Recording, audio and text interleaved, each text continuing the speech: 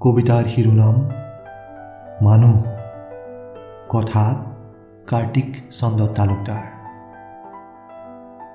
আমি তেজমঙহৰ মানুহ, আমাৰ আছে জন্মগত ক্ষুধা। হাঁহি কান্দি ভক্ষণ কৰোঁ নিজৰ পৰৰ সুস্বাদু খাদ্য, ঠিক বাঘ ভালুকৰ দৰে। পিছে সিহঁতৰ ভোক পেটত থাকে, আমাৰ চকু কাণ নাক মগজুত। আমাৰ ভোকৰ পৰিসীমা বহল, ৭ সাগৰ ১৩ নদীৰ সিপাৰেও থাকে, চন্দ্ৰ তৰা অথবা গ্ৰহান্তৰৰ বাহিৰতো। আমি মানুহ তেজমঙহৰ।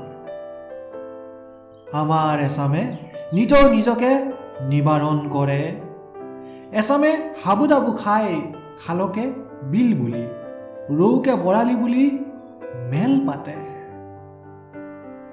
চাৰখাৰ কৰি দিয়ে নিজেই পতা সপোনৰ মহল। আমি নিতৌ মৰো ভয় শংকাত, বিপুল সম্ভাৱনাক জুখি তুলি হেৰুৱাওঁ চিনাকি বাট। এৰি আহিব পাৰোঁ আপোনজনক, মচি দিব পাৰোঁ সকলো ইতিহাস। আমি মানুহ ৬৪ কলাৰ, আমাৰ আছে উচাহ উচবৰ।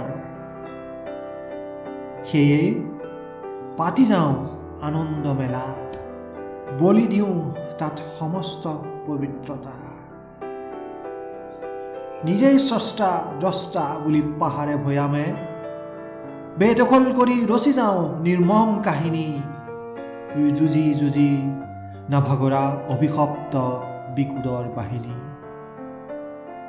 কেতিয়াবা নিজকে চিকুটি চাওঁ, আইনাত দেহাটো ঘূৰি ঘূৰি চাওঁ। প্ৰশ্ন হয়, কোনে কয় আমি মানুহ? কোনে কয়? কোনে?